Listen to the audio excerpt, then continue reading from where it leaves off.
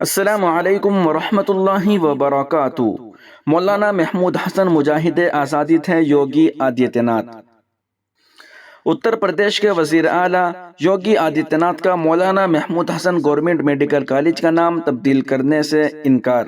اتر پردیش کے وزیر اعلیٰ یوگی آدتیہ ناتھ نے سہارنپور کے مولانا محمود حسن گورنمنٹ میڈیکل کالج کا نام تبدیل کرنے کے مطالبے کو مسترد کرتے ہوئے کہا ہے کہ مولانا محمود حسن مجاہد آزادی تھے، حکومت ان کے نام پر قائم ادارے کا نام تبدیل نہیں کرے گی۔ کسی نے اس کالج کا نام تبدیل کرنے کا مطالبہ کیا تھا۔ ذرائع نے جمعے کو بتایا کہ یوگی نے یہ مطالبہ قبول نہیں کیا ہے۔ مولانا محمود حسن دارالعلوم دیوبند کے پہلے طالب علم تھے اور اسی ادارے کے تیسرے صدر مدرس ہیڈ ماسٹر بھی بنے۔ وہ 26 مئی 1866 کو دیوبند میں قائم ہونے والے دارالعلوم دیوبند کے بانی مولانا قاسم نانوتوی کے شاگرد تھے۔ مولانا محمود حسن 1890 میں دارالعلوم دیوبند کے صدر مدرس بنے۔ سہارنپور میں گورنمنٹ میڈیکل کالج سابق BSP حکومت کی وزیر اعلیٰ مایاوتی نے قائم کیا تھا۔ مایاوتی حکومت نے اس کا نام کانشی رام گورنمنٹ میڈیکل کالج رکھا تھا۔ کالج کا افتتاح اکھلیش یادو کی حکومت میں ہوا تھا۔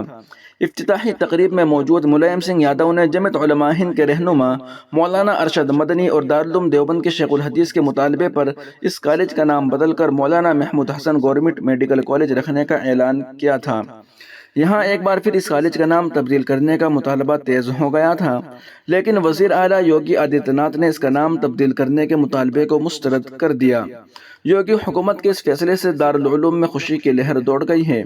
1919 میں مولانا محمود حسن نے مہاتما گاندھی کے ساتھ مل کر دیوبندی علماء کرام کی کال پر جنگ آزادی میں قیادت کی تھی۔ میں مولانا حسین احمد مدنی ایک اہم شخصیت تھے۔ خاص بات یہ ہے کہ جب 1947 میں ہندوستان آزاد ہوا اور ملک تقسیم ہوا تو اس وقت دارالعلوم کے مولانا قاری محمد طیب صاحب دارالعلوم کے محتمم کے طور پر کام کر رہے تھے۔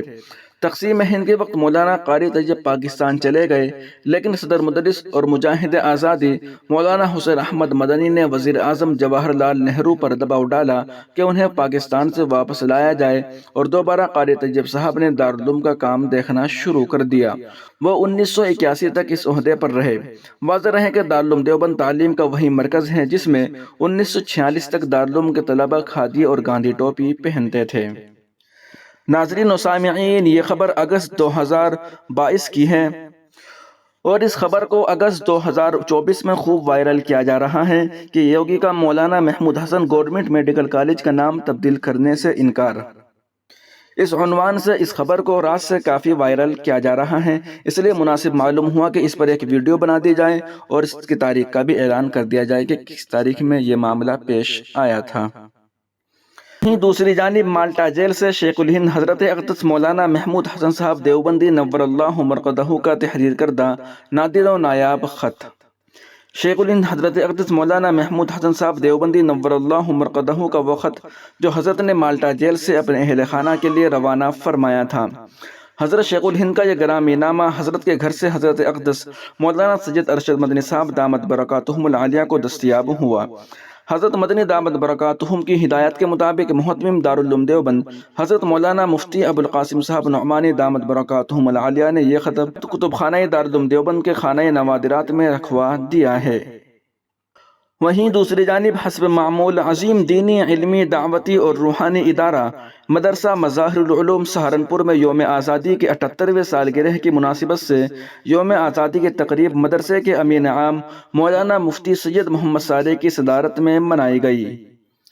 خطاب کرتے ہوئے مدرسے کے امین عام و نائب ناظم مولانا مفتی سید محمد صالح نے کہا کہ اللہ تعالیٰ نے اپنی تمام مخلوقات میں انسان کو عقل و شعور کی دولت سے مالا مال فرما کر اسے اپنی تمام مخلوقات میں ایک مقام اور امتیاز عطا فرمایا ہے۔ اسی عقل و شعور کی وجہ سے آزادی ہر انسان کا پیدائشی اور فطری حق ہے۔ ہمارے ملک ہندوستان کو یہ اعزاز اور خصوصیت حاصل ہے کہ متعدد احادیث مبارکہ کی روشنی میں دنیا کے سب سے پہلے انسان اور موحد حضرت آدم علیہ السلام اسی سرزمین پر اتارے گئے، اور پھر اسلام کے اولین دور میں حضرت عمر کے زمانے میں 12 صحابہ کرام، حضرت عثمان کے دور میں 5 صحابہ کرام، حضرت علی کے دور خلافت میں 3 صحابہ اور حضرت معاویہ کے وقت میں 4 صحابہ کرام کے ہندوستان آنے کی تاریخی شہادتیں ملتی ہیں۔ مفتی صاحب نے اپنے خطاب میں کہا کہ جنگ آزادی اور تحریک آزادی میں مظاہر العلوم اور اس کے جیالوں کی زبردست قربانیاں رہی ہیں۔ انہوں نے تاریخی حوالوں سے بتایا کہ مدرسہ مظاہر العلوم کے بانیان مولانا مظہر نانوتوی اور مولانا سعادت علی فقی سہارنپوری آزادی ہند کی لڑائی میں پیش رہے۔ اسی طرح مظاہر العلوم سہارنپور کے ایک عظیم شخصیت مولانا خلیل احمد سہارنپوری جو حضرت شیخ الہند کے ساتھ ریشمی رومال کی تحریک میں بڑے معاون رہے۔ تاریخی شہادتیں بتلاتی ہیں کہ ریشمی رومال تحریک کا پورا مسودہ اور خاکہ اور اس کے لیے مشورہ اسی مظاہر العلوم کی چہار دیواری میں ہوئی، جس کی پاداش میں حضرت شیخ الہند کو مالٹا کی جیل ہوئی اور حضرت مولانا خلیل احمد کو نینی تال کے جیل کی سلاخوں کے پیچھے ڈالا گیا۔ انگریزوں کے خلاف مظاہر العلوم کے علماء و ذمہ داران نے بہت سے فتاوے جاری کیے جو آج بھی ریکارڈ میں موجود ہیں۔ مفتی صاحب نے طلباء کو مخاطب کرتے ہوئے بتایا کہ سارے تاریخی مواد موجود ہیں، آپ سب کو اس کا مطالعہ کرنا چاہیے اور حقائق کو جاننا اور اسے عام کرنا آپ سب کی ذمہ داری ہے۔ مفتی صاحب نے آخر میں کہا کہ ضرورت اس بات کی ہے کہ ہم خود بھی اپنے علماء اور عام مسلمانوں کی قربانیوں سے واقف ہوں اور برادران وطن کو مثبت انداز میں ان قربانیوں سے واقف کرائے۔ ملک میں آج جو نفرت اور فرقہ پرستی کا جو ایک ماحول بنایا جا رہا ہے، اس کو ختم کرنے میں تاریخی حقائق بڑے مؤثر اور روشن مستقبل کے لیے بڑے امید افزا ہیں۔ وہیں ایک بڑی خبر آ رہی ہے کہ حج 2025 کے لیے آن لائن فارم بھرنے کا عمل شروع۔ حج کمیٹی آف انڈیا نے جاری کی کچھ نئی شرائط۔ حج کمیٹی آف انڈیا نے خواہش مند افراد سے حج 2025 کے لیے درخواستیں طلب کی ہیں۔ اس حوالے سے منگل کو باضابطہ طور پر ایک نوٹیفیکیشن جاری کیا گیا ہے جس کے مطابق 13 اگست سے آن لائن فارم جمع کیے جا سکتے ہیں، جبکہ فارم جمع کرانے کی آخری تاریخ 9 ستمبر 2024 مقرر کی گئی ہے۔ نوٹیفیکیشن کے مطابق خواہش مندوں کو مطلع کیا جاتا ہے کہ آن لائن درخواست فارم داخلہ کرنے سے پہلے خواہش مند حج کمیٹی کی ویب سائٹ www.hajcommittee.gov.in پر حج 2025 کے لیے دستیاب حج پالیسی اور ضابطے کا بھی بغور مشاہدہ کرے۔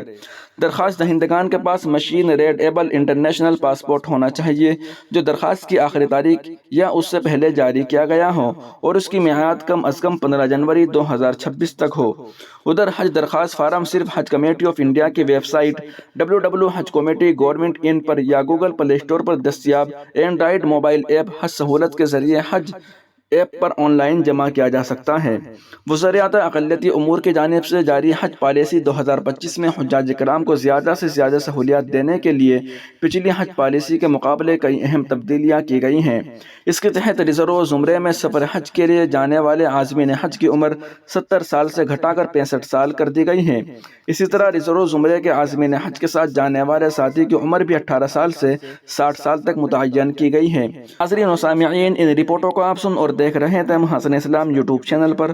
تمام تازہ ترین اپڈیٹ حاصل کرنے کے لیے ابھی ویڈیو کے نیچے سبسکرائب والے بٹن پر کلک کر کے اس چینل کو سبسکرائب ضرور کر لیجئے گا۔